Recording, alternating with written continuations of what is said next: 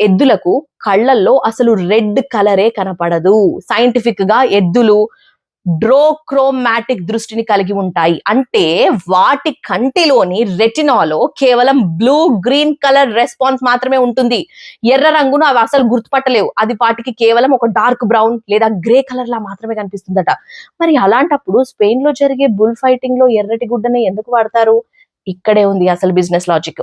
1700 కాలంలో మూలేటా అనే ఒక చిన్న ఎర్రగుడ్డను వాడటం మొదలుపెట్టారు. దానికి కారణం ఎద్దుకు కోపం తెప్పించడం కాదు, అక్కడ మ్యాచ్ చూడడానికి వచ్చిన జనాలు ప్రేక్షకుల్లో ఉత్సాహం నింపడానికి. అంతేకాదు ఆ ఆట చివరి దశలో ఎద్దు నుంచి కారే రక్తాన్ని కవర్ చేయడానికి, ఆ దారుణమైన దృశ్యం జనాలకు కనబడకుండా ఉండటానికే ఆ ఎర్ర రంగుని ఎంచుకున్నారు.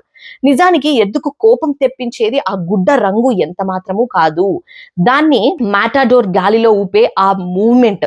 అయితే ఆ గుడ్డ ఎర్రగా ఉన్నా, పసుపు ఉన్నా, ఆఖరికి నల్లగా ఉన్నా సరే, ఆ వేగంగా కదిలే కదలికను చూడగానే దానికి తీవ్రమైన భయం, ప్రమాదం ఎదురవుతోంది అనే ఒక డిఫెన్సివ్ మైండ్ సెట్ వచ్చేస్తుంది. సో తనను తాను కాపాడుకోవడానికి ఆ కదిలే వస్తువు పైకే అది అంత స్పీడ్ గా అటాక్ చేస్తోంది. అయితే ఈ చిన్న సైంటిఫిక్ లాజిక్ తెలియక ఇన్నాళ్ళు కూడా మనం ఎర్ర రంగునే తిట్టుకుంటాం. సో ఇలాంటి చాలా ఇంట్రెస్టింగ్ విషయాలు తెలుసుకోవాలి అంటే మన గోల్డ్ టీవీ మీడియా ఛానల్ ని ఇప్పుడే సబ్స్క్రైబ్ చేసుకోండి.